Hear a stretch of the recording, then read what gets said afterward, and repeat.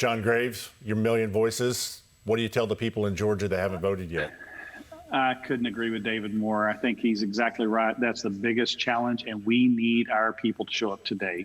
Clearly, the left votes early, and people who are people of faith usually vote on Election Day. Please change your mind. Please try to change your friend's mind. The number one person to influence a person who doesn't vote or is wavering to vote for all the reasons David just mentioned is a close friend who knows about politics.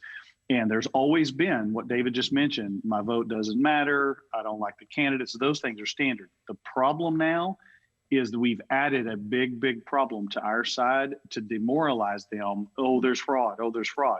Well, the way you overcome fraud is get more of us there, get more of us watching, and get more of us involved. We don't back down just because the world's corrupt. That's right. All right. Well, last night, President Trump spoke to a crowd of thousands in Dalton, Georgia. He took time to talk about the massive amount of mostly unreported alleged election fraud, as well as the big Senate runoff today in the state of Georgia. Let me show you a little clip of what the president said last night. Here it is. Hello, Georgia. By the way, there's no way we lost Georgia. There's no way. That was a rigged election. Your vote tomorrow will decide which party controls the United States Senate. The radical Democrats are trying to capture Georgia's Senate seats so they can wield unchecked, unrestrained, absolute power over every aspect of your lives. If the liberal Democrats take the Senate and the White House, and they're not taking this White House, we're going to fight like hell, I'll tell you right now. And I hope Mike Pence comes through for us, I have to tell you. I hope that our great vice president comes through for us. He's a great guy. Of course, if he doesn't come through, I won't like him quite as much. No, Mike is a great guy. He's a wonderful man and a smart man and a man that I like a lot. In Georgia, Vice President Mike Pence spoke to a crowd at Rock Springs Church. Let me show you a little bit of what the vice president had to say.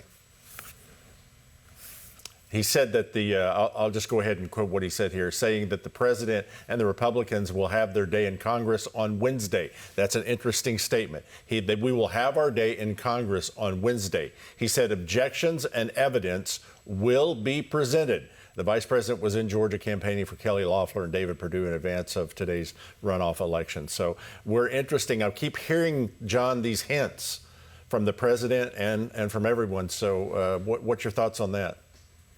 I really think it's encouraging. When Pence says we're going to have a hearing in Congress, that's what we haven't had. All the courts, everybody says, oh, they're dismissing 50 plus cases. No, they're refusing to hear them on technicalities. So if we get to hear it, there's two ways we can do that under the Electoral College Act and the 12th Amendment. He controls actually Article 2 that kicks in the 12th Amendment.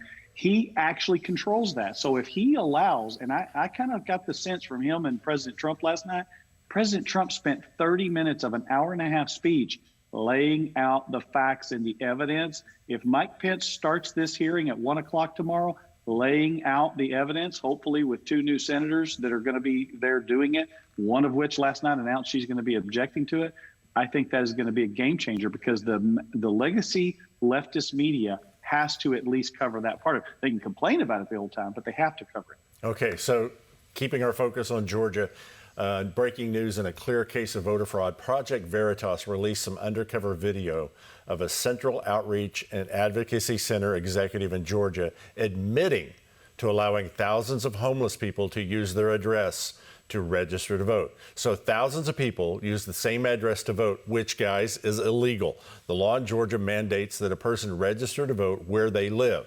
And permitting someone to use a false address to register to vote is illegal and punishable by up to 10 years in prison. Project Veritas released this video last night on the eve of today's Senate runoff. It was then blocked by social, or what I call socialist media. But listen to James O'Keefe from Project Veritas. Watch this. The video tonight in Atlanta, Georgia, showing executive directors saying that thousands of people were registered to vote at one address. Check this out.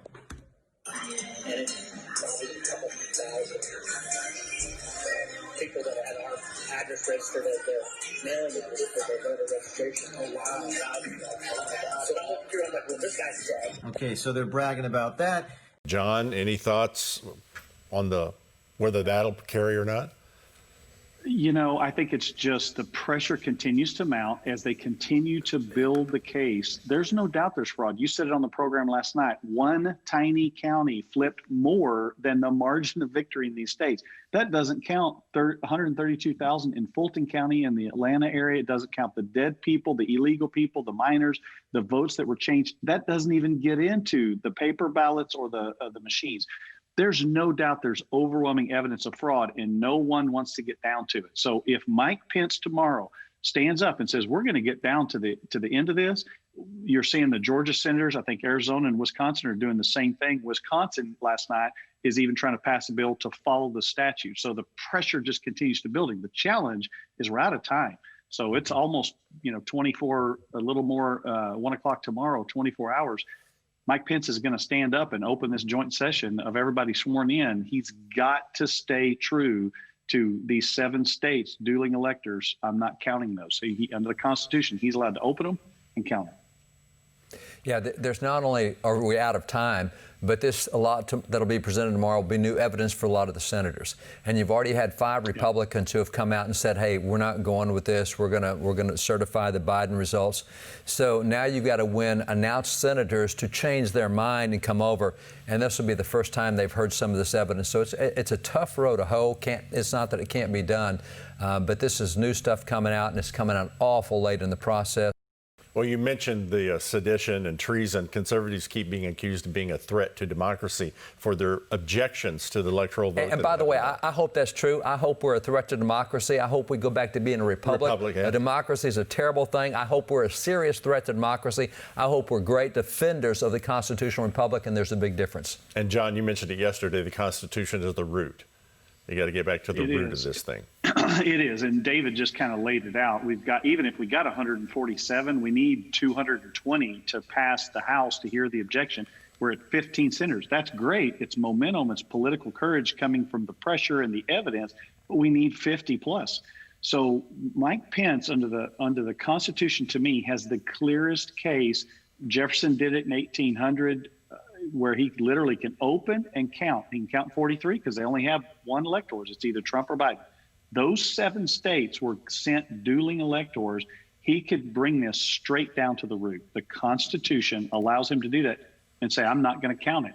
If y'all want, we got 14 more days until the inauguration. If you want to spend 10 or 14 days proving to me otherwise and let the state legislature, according to the Constitution, give me one set, I'll decide to count them then. That could very well be how this goes down tomorrow. And you have the House parliamentarian and the Senate parliamentarian who will be there, and they'll have the script written out, and whatever scenario they go with, that's where they're going to read, and that's what's going to happen tomorrow. It'd be very interesting. With one exception, John Graves, we have a senator.